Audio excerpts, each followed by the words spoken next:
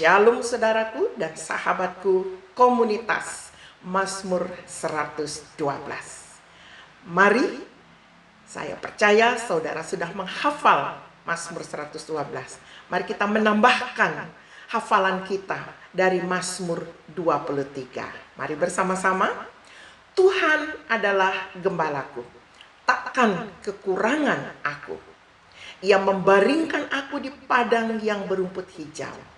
Ia membimbing aku ke air yang tenang. Ia menyegarkan jiwaku. Ia menuntun aku ke jalan yang benar oleh karena namanya. Sekalipun aku berjalan dalam lembah kekelaman, aku tidak takut bahaya, sebab Engkau besertaku. Gadamu dan tongkatmu itulah yang menghibur aku. Engkau menyediakan hidangan di hadapan lawanku. Engkau mengurapi kepalaku dengan minyak. Pialaku penuh melimpah. Kebajikan dan kemurahan belaka akan mengikuti aku seumur hidupku. Dan aku akan diam di dalam rumah Tuhan sepanjang masa. Begitulah pemeliharaan Tuhan atas jiwa kehidupan kita yang percaya kepadanya. Mari kita akan melanjutkan dengan perenungan firman Tuhan sebagai pemimpin, baik di dalam rumah tangga ataupun di dalam gereja, di dalam persekutuan. Ini adalah kata-kata dari seorang pemimpin yang telah disiapkan oleh Tuhan sejak masa mudanya. Saya mengangkat tema dari Yosua 24 ayat yang ke-15. Keputusan harus dibuat dan ditegakkan oleh pemimpin. Sebagai pemimpin, pemimpin harus membuat keputusan serta menegakkannya. Dalam Yosua 24 ayat yang ke-15. Tetapi jika kamu anggap tidak baik untuk beribadah kepada Tuhan, pilihlah pada hari ini kepada siapa kamu beribadah. Allah yang kepadanya nenek moyangmu beribadah di seberang sungai Efrat, atau Allah orang Amori yang negerinya kamu diami ini. Tetapi aku dan seisi rumahku, kami akan beribadah kepada Tuhan. Demikian kata tegas seorang pemimpin setelah dia memimpin umatnya menyeberang dan memasuki tanah Kanaan. Kita berdoa sebelum melanjutkan. Tuhan yang baik, urapilah kami supaya kami mampu menangkap rema dari sabda-Mu dan mampu menerapkannya di dalam rumah tangga dan di dalam persekutuan yang Tuhan izinkan kami pimpin. Dalam nama Yesus, amin. Saudara, Yosua adalah pemimpin generasi kedua sesudah Musa. Selama 40 tahun ia menemani Musa di padang gurun ketika memimpin Israel keluar dari Mesir. Yosua sudah melihat jatuh bangunnya Israel dalam penyembahan mereka terhadap Allah. Begitu mudahnya Israel meninggalkan Allah dan menyembah lembu emas buatan tangannya sendiri di bawah pemimpin Harun. Karena ketika itu Musa ada di atas gunung selama 40 hari berpuasa dan berdoa. Hal ini telah menimbulkan murka Tuhan yang menyala-nyala atas bangsa Israel. Sikap membuat lembu emas dan menyembahnya dan mengeluh-elukannya telah membuat Tuhan sangat murka.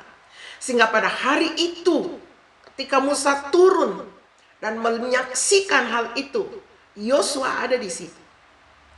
Sehingga hari itu tewas kira-kira 3.000 orang dari bangsa itu. Di samping itu Tuhan juga bahkan tidak mau lagi memimpin bangsa itu saking murkanya. Hanya ia akan memberikan malaikat saja untuk menuntun bangsa itu sampai ke tanah Kanaan.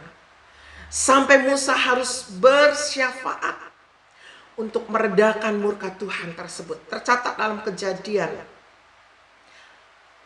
Keluaran 32 ayat 33 sampai 34. Yosua ada pada peristiwa itu. Yosua menyaksikan langsung apa yang terjadi. Keluaran 33 ayat 11.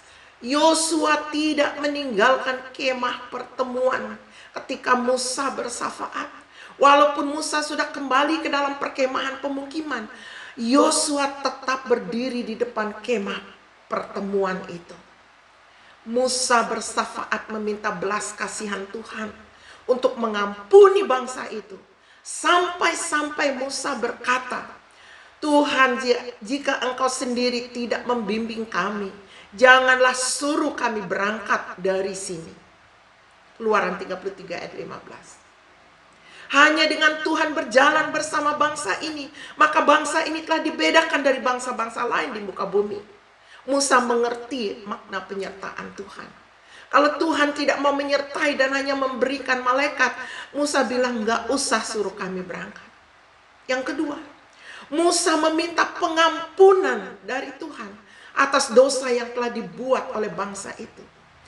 Jika Tuhan tidak rela mengampuni, Musa berkata, hapuskan sajalah namaku dari kitab kehidupanmu. Sampai sedemikian kasih yang ditunjukkan Musa sebagai seorang pemimpin terhadap domba-domba Tuhan, terhadap Israel, umat gembalaan yang Tuhan percayakan. Saudara, ini disaksikan oleh Yosua dalam Keluaran 32 ayat 32. Puji Tuhan, akhirnya Tuhan mengabulkan syafaat Musa.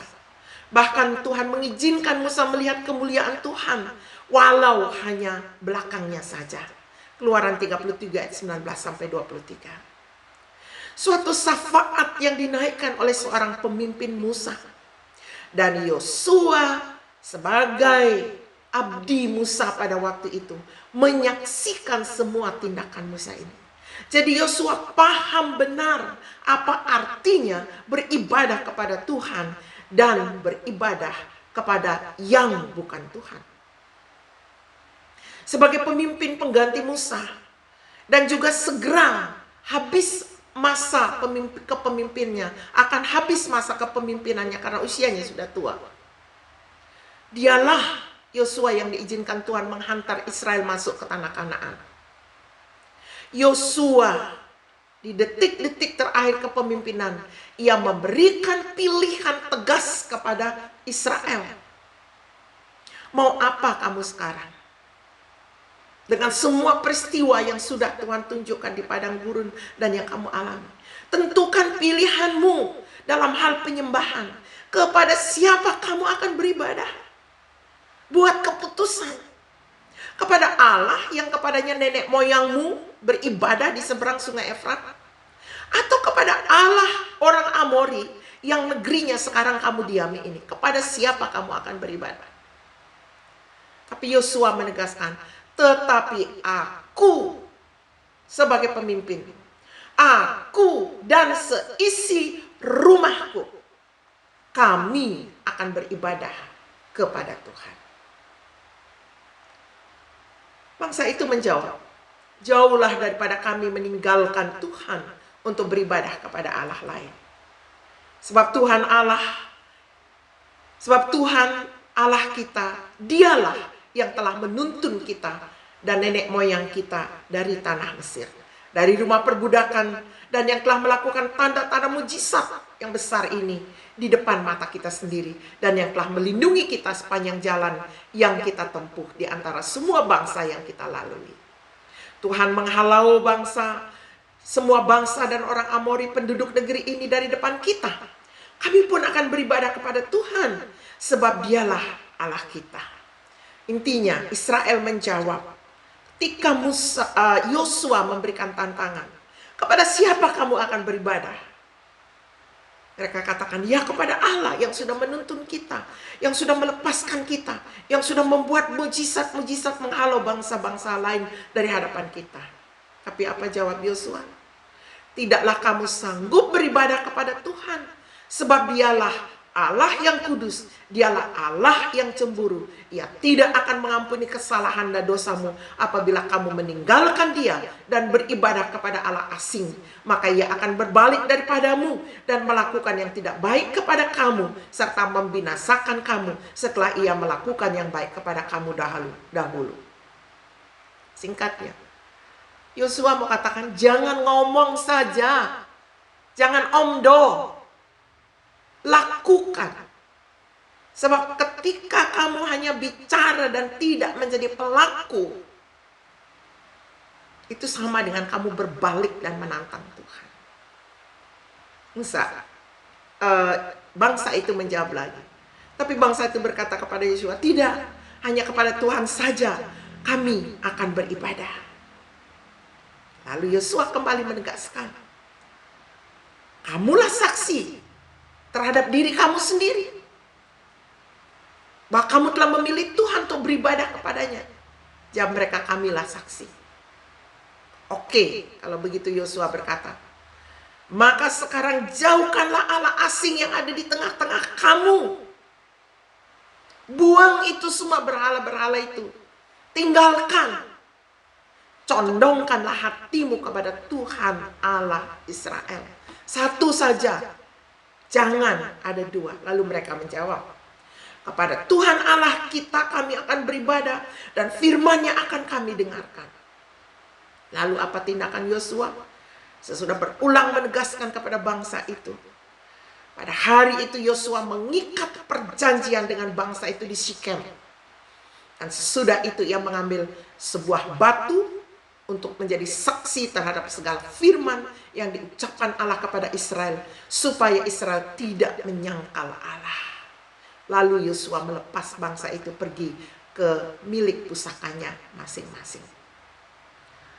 Saudara, pelajaran apa yang kita dapat petik dari kisah Yosua ini? Yang pertama, sebagai pemimpin harus kita berani menjadi model pelaku firman, bukan omdo. Kalau hanya omong doang, anak-anak kita, orang yang kita gembalakan tidak melihat contoh. Ambil teladan seperti Yosua. Yang kedua, tegas mengambil keputusan. Jangan pelin-pelan. Jangan pelintat-pelintut. Jangan mudah berubah. Ya. Waktu berdoa bersama-sama, ya kami akan melakukan firman. Ntar keluar rumah ketemu lagi siapa, ikut. Itu salah. Tegas ambil keputusan dan tekun melaksanakan keputusan, komit menjalankan keputusan. Orang hanya mau mengikuti pemimpin yang seperti ini, yang ngomong dan kita lihat buktinya. Para pengikut lihat buktinya. Dan yang keempat, ajak seluruh isi keluarga kita menjadi orang yang beribadah hanya kepada Allah. Tegaskan bahwa inilah Allah yang sudah menyelamatkan kami. Allah yang sudah memberkati pekerjaan kami. Allah yang sudah mengeluarkan kami dari segala kesesakan. Sehingga anak-anak kita, orang yang kita gembalakan, akan melihatnya. Ini tugas kita. Tidak ada di antara kita yang lepas dari tugas kepemimpinan. Baik dalam skop kecil, terlebih dalam skop besar. Yosua menjadi contoh bagi kita. Allah mencari penyembah-penyembah yang benar, yang hanya menyembah Allah di dalam roh dan kebenaran. Ia juga akan melengkapi saudara dan saya sebagai pemegang tanggung jawab untuk menjadi teladan dalam kepemimpinan di bidang tugas kita masing-masing. Jangan takut, karena ketika Allah memanggil, memilih, menetapkan, pasti Dia sudah menyediakan segala yang kita perlukan untuk menjadi pelaku dari firman itu. Amin. Tuhan, meteraikan sabda dan buatlah itu menjadi kenyataan. Berkuasalah dalam hidup kami. Dalam nama Yesus. Amin. Kita jumpa hari esok.